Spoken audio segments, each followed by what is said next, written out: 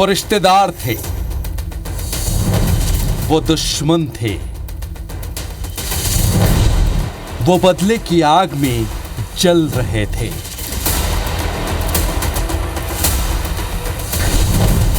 उस आग में क्या क्या जला कहना मुश्किल है,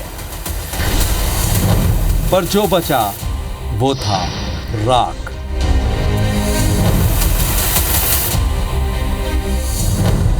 वो था भयानक सन्नाटा, वो थी डर की चुप्पी, वो था अराजकता का तांडव।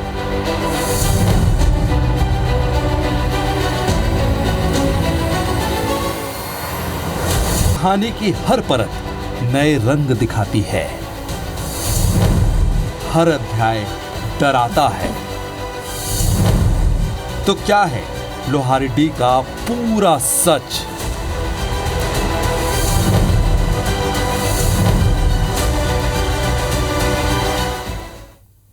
नमस्कार, हमारे खास सेगमेंट में आप सभी का स्वागत है। मैं हूं आकांक्षा पांडे।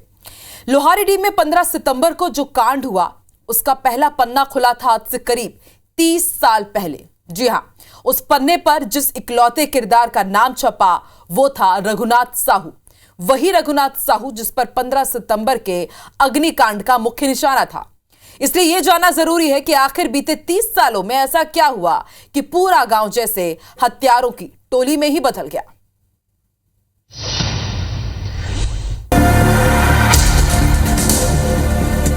उन्नीस 1990 का दशक, आधा दशक करीब बीत चुका था। लोहारडीह गांव में रघुनाथ साहू नाम का शख्स उभरता है। लंबा चौड़ा, डील डॉल, रौबदार मूछे और कड़क आवाज। देखते ही देखते ये शख्स गांव का बेताज बादशाह बन जाता है। करीब 3 दशक बाद गांव की राजनीति इस शख्स के इर्द गिर्द घूमती है। या तो खुद पंच, सरपंच या उप सरपंच रहा, या फिर उसकी पत्नी रही। एक तरह का दबंगपन भी रघुनाथ साहू के व्यक्तित्व में आ चुका था। वक्त के साथ गांव का बहुत बड़ा तबका उसके खिलाफ होने लगता है। पूरे गांव में ये बात घर करने लगी कि रघुनाथ साहू सिर्फ अपनी चलाता है। जो कोई विरोध करता है उसे ठिकाने लगा देता है। सालों साल की ये नफरत इस कदर पैठ बना लेती है कि अगर गांव में कोई खुदकुशी भी कर ले तो माना जाता था कि रघुनाथ साहू ने मारा होगा। यहाँ तक कि किसी बीमारी से भी मौत हो जाए तो समझा जाता था कि रघुनाथ साहू ने गुनिया से मरवाया होगा। गांव के ही कई लोग थे जो इस धारणा को भड़काते थे कि रघुनाथ साहू वो कैरेक्टर जो लगातार 30-35 सालों तक गांव का सरपंच रहा यानी कि लोग वोट करते रहे। फिर उसी रघुनाथ साहू से इतनी नफरत कि पूरा का पूरा गांव आकर घर में घुसकर आग लगाकर जिंदा बेरहमी से मारकर उसे जला दिया। क्यों? अगर इतनी ही नफरत थी तो वो फिर सरपंच कैसे बनता रहा, और अगर सरपंच बनता रहा तो इतनी नफरत पैदा कैसे हुई? वो सामने देखिए, पुलिस के जवान आपको घर घर पे पहुंच करके तहकीकात करते नजर आ रहे हैं। घर के अंदर आपको महिलाएं नजर आएंगी, पुरुष अभी भी बहुत कम है, बच्चे हैं, महिलाएं हैं, लड़कियां हैं, बस वही है। और हम भी कोई वीडियो, कोई फोटो बाहर नहीं जाना चाहिए। ना कोई वीडियो बनाएगा, ना किसी को बनाने देगा। कोई भी मोबाइल से वीडियो बनाते दिखा तो उसे मोबाइल छीन लिया जाएगा। लोहारडीह अग्निकांड का एक त्रासद पक्ष यह भी है कि लगभग पूरी वारदात की चश्मदीद रही रेंगाखार पुलिस की आंखों के सामने सब कुछ होता रहा। पुलिस ने यह भी कभी नहीं सोचा होगा कि कभी ऐसी हिंसक, आक्रामक और बेखौफ भीड़ से उसका सामना भी हो सकता है।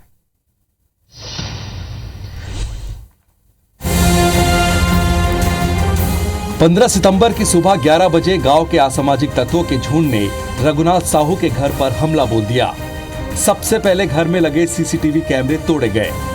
फिर रघुनाथ साहू के घर में जो सामने आया उसे लाठी डंडे से पीट दिया गया। यहाँ तक कि दरवाजे पर बंधी गाय तक को नहीं छोड़ा।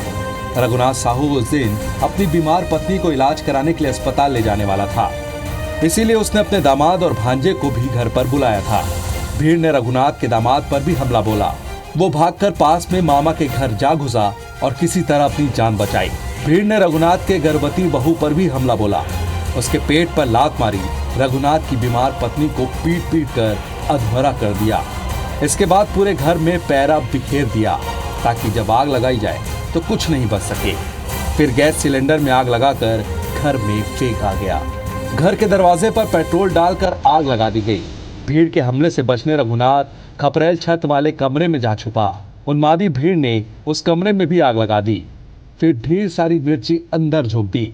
आग से लिपटे कमरे से बचने के लिए रघुनाथ खपरेल छत को तोड़कर बाहर आने लगे, लेकिन पूरे घर पर कब्जा जमाई भीड़ की नजर उस पर भी पड़ गई। भीड़ ने हाथ जोड़कर जान की भीख मांगने वाले रघुनाथ पर लोहे की छड़ और बांस से हमला कर दिया। उसे पकड़कर जमीन पर पटक दिया, फिर लोहे के संबल से उसे कुचल डाला। वो कमरा भी हम आपको दिखा रहे हैं जहां पर रघुनाथ साहू जब भीड़ ने हमला किया तो वो इसी कच्चे कमरे से हो करके, घर से हो करके, और ये ऊपर चल करके हम आपको दिखा रहे हैं। ये बहुत ही पुराने किस्म का ये मकान है बना हुआ, जो हम बड़ी मुश्किल से यहाँ पे चढ़ पा रहे हैं। और यहाँ पर इसी कमरे में आकर के वो ये छुप गए थे यहाँ पर ही। और ये ऊपर में ऐसे ही खपरेल छत, लकड़ी की छत थी, और वो उसी कॉर्नर में वहाँ पर वो छुपे हुए थे। लेकिन भीड़ को पता चल गई कि वो रघुनाथ साहू इसमें छुपा हुआ है। आग लगा दिया गया, चारों तरफ पैरा फैला करके पेट्रोल, डीजल, केरोसिन, जो कुछ हो सकता था सब फेंका गया। और फिर ये सुनिश्चित करने के लिए कि बच न जाए, इस छत को तोड़ा गया, इस पे चढ़ करके। करीब 50 से 100 महिलाएं थीं और 150 से 200 पुरुष थे। वहां पर आ गए, उन्होंने परिवार के ऊपर रघुनाथ साहू के परिवार पर हमला किया। जैसे ही उसकी सूचना कांस्टेबल द्वारा हमें दी गई, हम वहाँ पर रश किए। वहाँ पे हमने 6 लोगों को रेस्क्यू किया, लेकिन रघुनाथ साहू हमें दिखा नहीं। हमने दोबारा घर सर्चिंग के लिए जाने की हमने कोशिश की तो ग्रामीणों ने हमें घेर लिया, पथराव हमारे ऊपर किया और हमें अंदर जाने से रोका, क्योंकि पुलिस बल कम संख्या में थी, हम 15 से 20 थे। हमारे साथ एक ऐसे ही चश्मदीद हैं, स्थानीय पत्रकार हैं, अपना वेब पोर्टल चलाते हैं, राष्ट्रीय संस्थानों में सेवाएं दे चुके हैं। उनसे हम बातचीत करेंगे क्योंकि घटना के वक्त वो इसी जगह पर, यहाँ पर मौजूद थे। कौन दोषी है, कौन नहीं है, ये अपने दर्शकों पर हम छोड़ते हैं। बाकी पूरी डिटेल बताइए। मैं लगभग यहाँ 12:30 बजे के आसपास पहुँचा, तब तक जिला कप्तान भी यहाँ पहुँच चुके थे और बहुत ज़्यादा भीड़ थी, जिसमें महिलाओं की संख्या बहुत ज़्यादा थी। छोटे बच्चे भी कुछ थे जो बालिग हो गए थे, 14-15 साल के बच्चे, महिलाएं, काफ़ी अफरा तफरी मची हुई थी। जब मैं आया, इतना मंजर था कि मेरी हिम्मत नहीं हुई कि मैं घर के नज़दीक पहुंच पाऊं। और सारी पुलिस भी जो इधर आप देख सकते हैं, बाहर में जो पेड़ है उसके आसपास ही रह गई। काफ़ी मशक्क़त की पुलिस अंदर आने की, लेकिन यहाँ के जो महिलाएँ हैं वो पुलिस को बिल्कुल भी अंदर आने नहीं दी। वैसे वैसे समय गुजर चुका और अंतिम में पुलिस को बैकफुट होना पड़ा और वापस अपने दल को लेकर जाना पड़ा, क्योंकि इतनी स्थिति ख़राब थी कि ऐसा लगने लगा था कि पुलिस को भी कहीं खींच के इस आग में न दिया जाए। पुलिस ने उन्मादी भीड़ के चंगुल से तब 9 लोगों को बचा लिया था। फिर रघुनाथ साहू की तलाश शुरू हुई। उन्मादी भीड़ ने हल्ला उड़ाया कि हाथों में हंसिया लिए रघुनाथ भाग गया है। थोड़ी देर के लिए पुलिस भी उसके झांसे में आ गई, लेकिन तस्दीक के लिए पुलिस अंदर के कमरे की तलाशी लेनी चाहिए। तब भीड़ और भीड़ में शामिल महिलाएं अड़ गई। वो पुलिस किसी भी सूरत में अंदर जाने देने के लिए तैयार नहीं थी। पुलिस का शक यकीन में बदलने लगा। वो कुछ और कोशिश करती, उससे पहले भीड़ ने उस पर पत्थर, डंडे और पेट्रोल बम से हमला कर दिया। वहाँ काफ़ी सारे युवक, काफ़ी सारी महिलाएं जमा हो गई और मॉब के रूप में उन्होंने एक मॉब लिंचिंग की घटना को जो अंजाम दे दिया। कभी वो पुलिस सही टाइम पे नहीं आती, 6 से 7 लोगों की और मृत्यु हो जाती तो और भी बड़ी घटना हो सकती थी। और जिस तरह से पुलिस फोर्स पे हमला किया गया, ये निश्चित रूप से निंदनीय भी है और दिखाता है कि भीड़ में आदमी अपनी सद्बुद्धि खो बैठता है। यहाँ भी पेट्रोल डीजल लेके आ रही है, टंगिया के साथ आ रही है, तो कहीं ना कहीं भीड़ जो है घटना करने के आशय से आ रही है। ये बहुत ही ज़्यादा चिंतनीय और बहुत ज़्यादा गंभीर विषय है। पुलिस के जाते ही उपद्रवियों का आतंक कहर बनकर रघुनाथ साहू के सपोर्टर परिवार पर टूटा। रघुनाथ का दामाद उसी गांव के परिवार का भांजा है। रघुनाथ के घर पर हमले से बचकर वो मामा के घर जा छुपा था।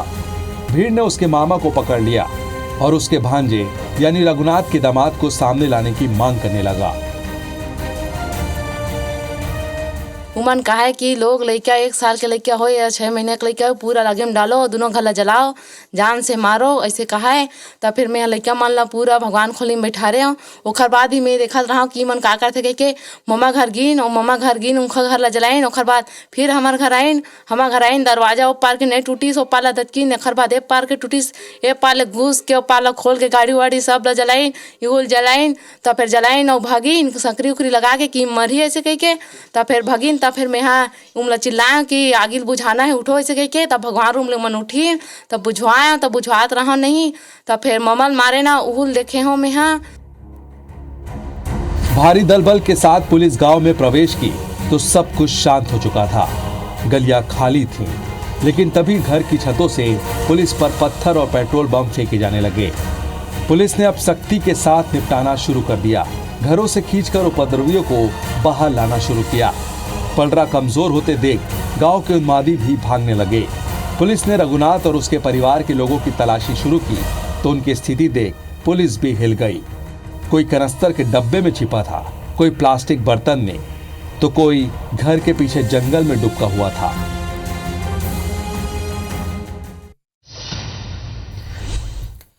लोहारीडी कांड भले ही 15 सितंबर को घटा, पर वो अपने सुराग कई महीनों से दे रहा था। अनहोनी की उस दस्तक को बार बार अनसुना किया गया।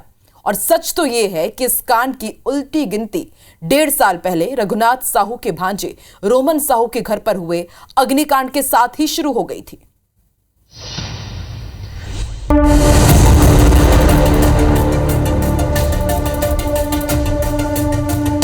कहते हैं हर बड़ी घटना अचानक नहीं घटती, उसके पहले उसके संकेत जरूर मिल जाते हैं। लोहारीडी की घटना से पहले भी इसके संकेत मिल चुके थे, लेकिन तब कार्रवाई नहीं हुई और लोहारीडी जैसे निर्मम हत्या को अंजाम दे दिया गया। सामने का जो घर दिख रहे हैं उसी में रघुनाथ साहू अंदर छुपे हुए थे और जब नहीं भीड़ ढूंढ सकी उनको तो फिर छत तोड़ करके वो जो आप देख रहे हैं खपरेल छत उसको तोड़ा गया, उस पर चढ़ करके और फिर छड़ से नीचे भोंका गया और जो अंदर छुपे हुए थे रघुनाथ बाहर से दरवाज़ा अंदर से ही बंद था तो उसमें अंदर घायल किया गया, अधमरा किया गया और फिर आग लगा दी गई। और आग भी इस तरह से लगाई गई, इस तरह से कि पूरी लाश जल करके लगभग राख हो गई, कुछ हिस्सा बस वहाँ पर बच पाया। 2023 के फरवरी महीने में लोहारीडी में कुछ ऐसा हो चुका था। दरअसल रघुनाथ साहू के भांजे रोमन साहू को गांव से सटे जंगल के इलाके में जमीन का पट्टा मिला था। गांव के कुछ लोगों को इससे जबरदस्त नाराजगी थी। उनका आरोप था कि रोमन ने अपने मामा के दम पर कई एकड़ जमीन पर अवैध कब्जा कर लिया है। रोमन उस तरफ गांव के लोगों को मवेशी भी चराने नहीं देता था। इसी बात को लेकर गांव के इन लोगों ने रोमन साहू पर भयानक हमला बोला। रोमन साहू की फसल को मवेशी से चरा दिया गया। उसके खेत पर जेसीबी चलाकर फसल मटिया मेट कर दिया गया। रघुनाथ साहू की तरह पिछले साल रोमन साहू के घर को भी आग के हवाले कर दिया गया था। तब रोमन और उसका परिवार पीछे से भागकर जान बचा सका। रघुनाथ के भांजा रोमन हमारे साथ है। 1 साल पहले भी इस घर पे हमला हुआ था, इस घर को जलाने की कोशिश हुई थी किसी जमीन विवाद में। तो वो क्या मामला था, गांव वालों की नाराजगी किस बात को लेकर के थी और फिर आप टारगेट क्यों थे? वो अगले साल के बात है। एक खेत में हमारा एक ठो घर है, वो खेत के घर लेना पूरा तरह से जला दे रही ने और हमारे नाम के लगानी जमीन लेना 11.5 किलो पूरा गाय गरुआ बर्दी लेके पूरे चलाए रही ने, गाँव वाले चरा दे रही ने पूरा फसल ला। हाँ, अगले साल के बाद गांव वालों का गुस्सा ये किस बात का था? वो पूरा 72 एकड़ रखे है इसे बोलते रहे, लेकिन हम 72 एकड़ कोई रखे नहीं है। 72 एकड़ नहीं हुआ, शासन प्रशासन नाप के देखा है गाँव वाले के सामने 11.5 एकड़ हमारे नाम में है और 4 एकड़ आबादी रही से बोला हम छोड़ दे भी हैं। मामले की जांच के लिए एसडीएम, तहसीलदार और एसडीओपी लोहारीडी गए तो गांव के अराजक तत्वों की भीड़ ने उन्हें बंधक बना लिया। करीब 5 घंटे तक ये सारे अधिकारी बंधक बने रहे। भीड़ इस बात पर अड़ी थी कि अभी के अभी रोमन के पट्टे की जमीन की सीमांकन हो। किसी तरह बीच बचाव के बाद अधिकारियों की ये टीम वहां से निकल पाई। इतना कुछ होने के बाद भी गांव के अराजक तत्वों पर कोई कार्रवाई नहीं हो पाई। इससे उनका हौसला और बुलंद हो गया। वो मान बैठे कि एकजुट होकर कोई भी बड़ा क्राइम कर देंगे, उनके खिलाफ कोई कार्रवाई नहीं होगी। गांव के आम आदमी से लेकर पुलिस के अधिकारी तक मान रहे हैं कि तब इन पर कार्रवाई होती तो शायद आज ये कांड नहीं हुआ होता। प्रलय की आग जैसे इस अग्निकांड के बाद घटनाओं का लंबा सिलसिला चला। कानूनी कार्रवाइयों के मंद पड़ने के बाद लोहारीडीह की अब क्या स्थिति है, इस पर भी नजर डालना बहुत जरूरी है। लोहारीडीह की घटना एक सबक है, पुलिस के लिए, प्रशासन के लिए, सरकार के लिए, समाज के लिए और उससे भी बढ़कर एक सभ्य समाज के लिए। ये वक्त है सबको आत्म अवलोकन करने का। इस घटना के लिए कौन दोषी है, कौन नहीं है, इस पर भी विचार होना चाहिए। इसके अलावा इस कांड ने अपने पीछे कई सवाल छोड़ दिए हैं। ये सवाल आपको मदद करेंगे ये तय करने में कि इस घटना में कौन असल दोषी है और कौन नहीं। रघुनाथ साहू 35 सालों तक अपने गांव में एक क्षत्र राज चलाता रहा। अगर वो इतना ही दबंग था, इतना ही अत्याचारी था, तो वो जीतते कैसे रहे? क्यों गांव के लोग ही उसे चुनते रहे? सवाल ये भी कि आखिर उसने ऐसा क्या किया जो एक साथ गांव के इतने सारे लोग उससे नफरत करने लगे? ये नफरत इतनी बढ़ती क्यों गई? लोहारीडीह गांव की घटना में 3 लोगों की जान गई। तीनों का आपराधिक रिकॉर्ड है। रघुनाथ साहू पर 8 आपराधिक मामले दर्ज थे। कुछ समय पहले शिव साहू की पत्नी ने रघुनाथ साहू पर छेड़छाड़ का आरोप लगाया था। इसमें रघुनाथ जेल जा चुका था। शिव साहू कचरू साहू पर भी 6 मामले दर्ज थे। इनमें से 3 मामले शांति भंग करने के थे और 3 आपराधिक मामले। रघुनाथ साहू हत्याकांड में पुलिस ने रघुनाथ साहू के सगे भतीजे प्रशांत साहू को गिरफ्तार किया था।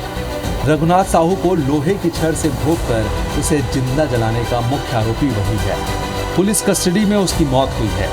वो अपनी पत्नी की हत्या के आरोप में जेल भी जा चुका है। इसी आरोप में उसका भाई भी जेल गया। इस हत्याकांड में पल पल आरोपी और पीड़ित की तस्वीर बदलती रही। 15 सितंबर की सुबह 9 बजे जब शिवा साहू की लाश पेड़ पर लटकी मिलती है तो शिवा साहू और उसका परिवार पीड़ित था और रघुनाथ साहू मुख्य संदेही आरोपी। इसके 2 घंटे बाद ही रघुनाथ साहू और उसका पूरा परिवार पीड़ित हो गया। गांव की एक बहुत बड़ी उन्मादी भीड़ आरोपी, इनमें प्रशांत साहू समेत 161 लोग नामजद शामिल हैं। 15 सितंबर 3 बजे से लेकर 18 सितंबर की सुबह तक इस हत्याकांड में गांव के 150 से ज्यादा लोग आरोपी थे।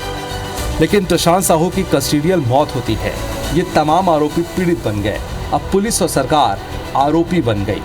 प्रशांत की कस्टोडियल मौत को बिल्कुल जायज नहीं ठहराया जा सकता। ये गलत है और हमेशा रहेगा। सरकार जांच के आदेश दे चुकी है। जिले के एसपी से लेकर कलेक्टर और रिंगाखार थाने के तमाम स्टाफ को हटा दिया गया है। घटना के बाद साहू समाज आगे आया। छोटे छोटे बच्चे घर में बेसहारा हैं। घर में खाना बनाने वाला कोई भी नहीं है। समाज सुबह शाम घर में सामूहिक खाना बनाकर खिला रहा है। सभी एक पंक्ति में बैठकर खाना खाते हैं, इस कोशिश में कि बीती कड़वाहट भूलकर एक नई शुरुआत की जाए। शायद यही समाज अपना नाम सार्थक कर रहा है। शायद यही पहल तमाम धूमिल उम्मीद के बीच एक आशा की किरण बनकर चमकती है। माँ बाप लोग घर में नहीं है, बच्चे लोग भूख मर रहे हैं, पानी पीने के लिए तरस रहे हैं। इसलिए सभी दृष्टिकोण से देखते हुए वहाँ पे एक राय लिया गया कि हर मंडल से एक दिन जा करके वहाँ भोजन कराना है। ऐसे पूरे समाज के लोग एक राय पास किया और उसी के तहत हम लोग 19 तारीख से चालू किए हैं और ये चलेगा 16 दिन तक के। हमारे समाज में 16 मंडल। बहुत अच्छी बात है कि आप कम से कम खाना खिला रहे हैं। एक बहुत अच्छा आप भरोसा भी दिला दीजिए कि साहू समाज में ये जो कुछ हुआ, इधर से भी गए तो साहू समाज के लोग ही गए, उधर से भी गए तो साहू समाज के लोग ही गए। कम से कम अब ना हो, अब पूरा एकजुट होकर के रहे, शांति से रहे। इसीलिए तो हम लोग ये कर रहे हैं सर, एक साथ रहे। गांव में गांव का माहौल शांति माहौल रहना चाहिए। गांव में कोई दो फुट नहीं होना चाहिए, ना गांव में कोई गुटबाजी नहीं होना चाहिए। इसी दृष्टिकोण को देखते हुए भोजन किया जा रहा है। ये प्रयास है और ये प्रयास बड़ा अच्छा भी है, सुकून देने वाला भी है कि अगर गांव के लोग, नेतृत्व के लोग, समाज के लोग, बड़े बुजुर्ग लोग आकर कोई घटना हो जाए और उसके बाद समाज को एकजुट करने की ऐसी कोशिश करें तो निश्चित रूप से समाज का नाम सार्थक होता है और समाज के जो मुखिया हैं उनका नाम भी सार्थक होता है। कैमरा पर्सन संजीव सिन्हा के साथ राजेश राज, IBC 24, लोहारीडीह, कवर्धा। तो लोहारीडीह की घटना किसी भी सभ्य समाज के लिए कालिख का एक ऐसा अध्याय है जिसको कोई कभी भी दोबारा याद नहीं करना चाहेगा। लेकिन इस भयानक कांड ने जो जख्म दिए हैं, जो अपने खूनी पंजों के निशान छोड़े हैं, उसकी शिनाख्त अगर हम करें तो ये दिखता है कि इस कहानी में जो विलन है वही पीड़ित भी है, जो पीड़ित है वो कानून के मुजरिम भी हैं और जो मुजरिम है उसकी अपनी अंतर कथा भी है। कवर्धा पुलिस पर इस कांड के बाद न केवल उंगलियां उठी बल्कि गाज भी गिरी। लेकिन यह कहना गलत नहीं होगा कि वो घटना वाले दिन एक ऐसी जटिल और हमलावर हालात से घिर गई थी शायद जिससे डील करने का मादा और प्रशिक्षण दोनों ही उसके पास नहीं था। इसलिए जब भी लोहारीडी याद करेगा उभरेंगे वो चेहरे, वो नाम, वो किरदार जो अदावत की आग में बन गए इंसान से हैवान।